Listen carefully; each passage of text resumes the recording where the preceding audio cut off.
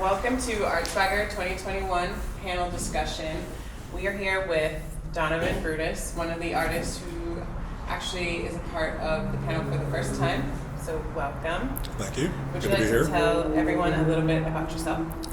Sure. So I'm an illustrator, animator, and designer. Primarily motion graphics, illustration.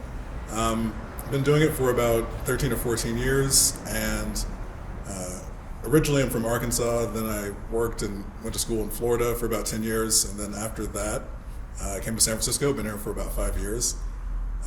Worked across most industries, from like tech and app development type stuff to advertising and marketing, medical animation, lots of gross stuff there, mobile app things, and then also education, science, illustration, and now I'm in media and news, doing like documentary type stuff. Okay. So given the last, let's say, 2 years, let's just have a candid conversation about creativity and what it's done for us during this time. What are some positive things that you've discovered about your creativity? I think through like the roller coaster of, the last 20 months, as far as like having inspiration, losing inspiration, like having a really good workflow, losing that really good workflow, and obviously self-control, both work self-control and just like And time management and like eating too many donuts or like whatever else. I think that like something I've definitely leaned into having like a pretty good, not all the time, but most of the time I have a pretty good morning routine that I've been liking a lot, of just like, it's spending a fair amount of time, wasting time on like my cell phone, just looking at stuff, and then like doing some meditation and some light stretches, and then kind of doing various like morning routine grooming stuff, and then getting to work. Or going for a walk is also in there sometimes, if I have time for it. But I think that like the key part for me has been just being more comfortable, kind of being gentler with myself and like my goals that I set for myself. So like with like yoga or meditation, for instance, saying not saying I'm gonna do yoga for like 30 minutes, 45 minutes, just saying, hey, I'm just gonna stretch for a few minutes. If that's 2 minutes, 5 minutes, 10 minutes, whatever. Same thing with drawing, opposed to saying, oh, I'm gonna like start and finish this illustration. It's more so like, oh, I'm gonna draw for like 5 minutes. I'm gonna draw for 10 minutes. And even if that doesn't become a finished illustration, maybe I'll just draw something dumb in my sketchbook and then nobody gets to see it, and it's just kind of a private thing. I think that's been really, those two things of kind of being nicer and kinder with myself have been really helpful for sure. Okay, that's awesome. Has anything changed about the way you look at your craft? And do you have a different focus? I guess the way that I've changed how I look at my craft is kind of what I mentioned in the last one, a little bit about, I've tried to, even though I still do a lot of like really quick, dumb illustration stuff, I've tried to stop making as much work that I would consider to be kind of irrelevant and kind of following trends in a sense. So like oftentimes, especially on Instagram, they'll say like, oh man, it's Batman Day, and everyone draws Batman that day, and like you drop whatever you're doing and you draw that one thing, or there's all these other memes that you pick up or whatever. And while that stuff is fun to do, I think that like I've tried to make a bigger effort in like sticking to this. I have this long Google task list that I've kept for like 10 years of like all the things that I want to draw eventually. So kind of more so focusing on what those things are, because those things are more closely aligned to what my actual goals are, so it's important to try to resist that temptation to draw the quick and fun things and draw the things that I am more passionate about. And generally, if I try to take on a new project, I try to figure out like if it can be looped into one of those things that I already am really passionate about. So I think that's kind of been something I focused on for the past couple of years, I'd say. Okay, I'm gonna ask an Oscar question. Sure. Oh man. You ready? Yeah, I guess so. Do you think, as I'm gonna say African American, Yeah. as an African American creative person, do you think your goals have changed at all? A little. Do you mean recently over the past like Yes. year and a half? I'd say a little bit. I definitely, professionally, I've definitely leaned into the importance of like doing more work that's like social justice related. So thankfully, at my job last year, I was able to do like a whole bunch of videos on like teaching racism to your kids, or like history of redlining, or like what does Juneteenth mean, and that sort of thing. And that's been really great. I'd say that for my personal work, that hasn't, because I think that probably came a few years before. I remember a story that I always tell is one of my old coworkers, his name's Alejandro. He was asking me one time, we were like out eating some super greasy food for lunch, and he asked me if he's like, so what's like the default person that you draw whenever you're asked to draw somebody? Do you draw like a white person? Do you draw like a person who's like kind of like ambiguously brown, or like what do you do?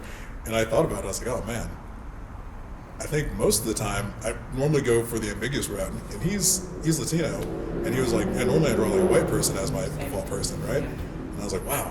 And whenever I like that question you asked me like blew me away, because I started looking at my old work, and I was just like, oh, I think I need to like make a shift there. So that's when that shift kind of happened for me, as far as like making more of a kind of firm choice to draw more black characters, and or again, just drawing characters who are very specific to a race for whatever fits the project. Very cool.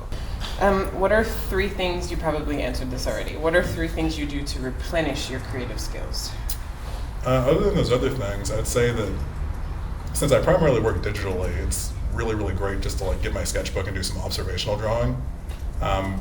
Because oftentimes, something I've realized over the past few years in just my general creative practice, I tend to like wait till the last minute, like when I'm already really deep into a project, to try to figure out all these like nooks and crannies and all these details, where it's like, if you just like actually do that in the very beginning of the sketchbook phase, like it takes care of a lot of things. Yeah. So I think physically sketching and doing physical artwork is really great. Obviously there's exercise and like meditation stuff. I think for sure like just getting in nature and like hiking, and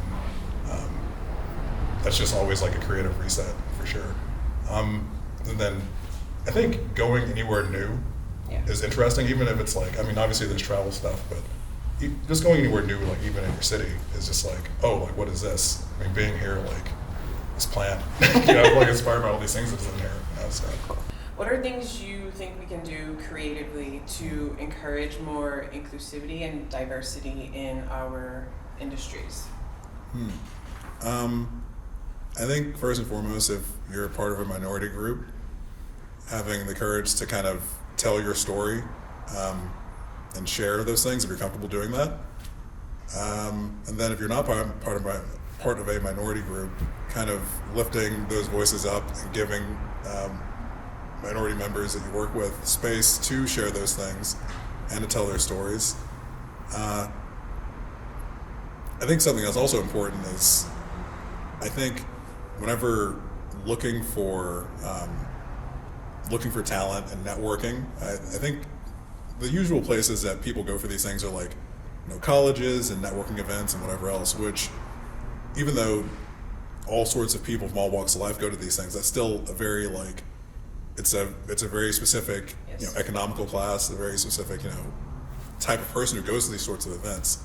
So I think in like looking for new recruits and that sort of thing, you have to go to places that are a little unexpected, go to different types of gatherings, go to different types of things that aren't necessarily called networking events or called conferences, but go to the gatherings of other places that might be underserved to like get new people from those types of areas.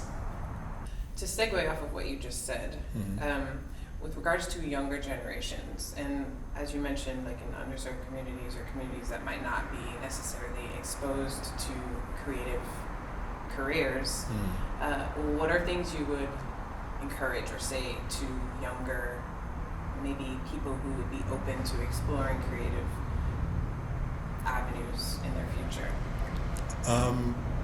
I think this goes back to my first question or first answer a little bit. I think that like a really good way to encourage a creative to be creative is to kind of remind people that perfection isn't a thing and not real. And so being more gentle with yourself and what you create, just start the project and see where it goes. And again, not everything needs to be like, for somebody else. You don't have to sell everything that you make. You don't have to show everything that you make. That being said, if you're making a lot of stuff, because I'm thinking about the flip side of creatives that I've met or whatever. You're making a lot of stuff and nobody's seeing it. Probably show somebody something at some point. And then I think also something that's really important that's been in my career has been just knowing how to take rejection, which it's literally never easy. It's hard every single time, but like you just have to figure out how to take rejection to the chest sometimes and kind of move forward. I feel like some of my favorite jobs that I've had. Like I remember this job that I worked for like 4 years that I enjoyed a lot. I applied to that job like I think 5 times, and was like constantly rejected. And then they finally hired me. I think the 4th time that I applied for it. And I think really applying for jobs is difficult. Of course, it's really a full-time job, as anyone who has done that knows. But I would say that for one, it's never too early in your career to start applying to things. Just because someone's in school or in college or doesn't think their skill levels are where they should be, you can still start, reaching out, applying to jobs, at least seeing what the job applications look like so you can know what direction you need to, start applying your skills. So yeah, I think that's kind of the advice that I would give. Like creating your own space, pretty much. Yeah, absolutely. It's important. I want to thank you so much for sitting down and having this conversation with me and being a part of Art Swagger. I hope we get to do something like this again in the future. And thank you. Thank you. It's been a pleasure being here.